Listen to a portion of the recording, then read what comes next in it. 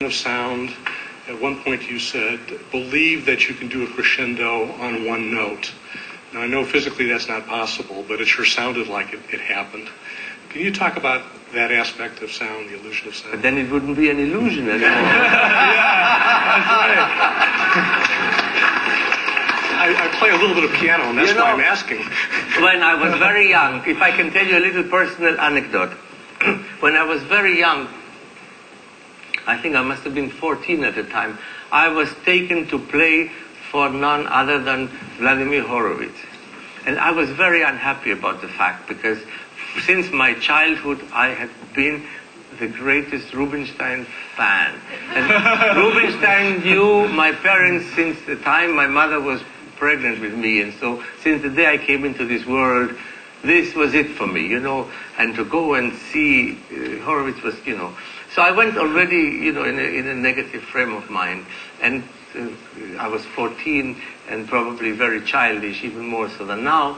And I played for him, and he said some nice things, and he said some critical things, and at the end of the afternoon, he said something which I have never forgotten. He says, you must always have will. I thought, what, will? No, will, of course. Will. In other words, you must want. It's not enough to know there's a crescendo. It's not enough to do the crescendo. You must want. You must have the will to do that.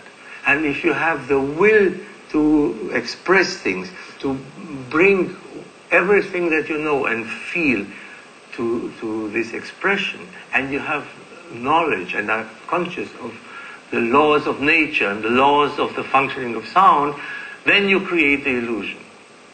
I can explain that this has to be the crescendo and this has to be because of the harmony and because of the rhythm for thousands of reasons. I can really explain Russia, but I cannot teach to him the level of intensity of his relationship with the music.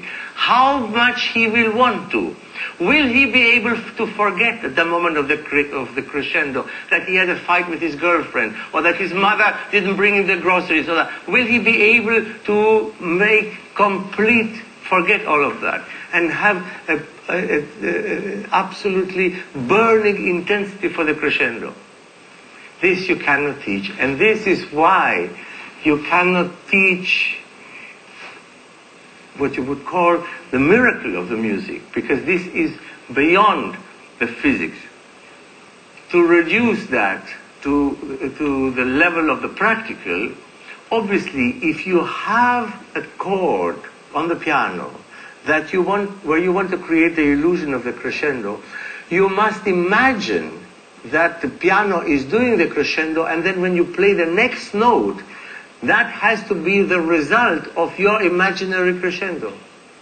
But if you have a negative way of thinking and say, the piano cannot make a crescendo, you will never express that. But if you play this, and then you play this, and you really imagine this crescendo, then you will play the second chord as if it was the result of the crescendo. I tried my best. It's a very difficult question. Yes.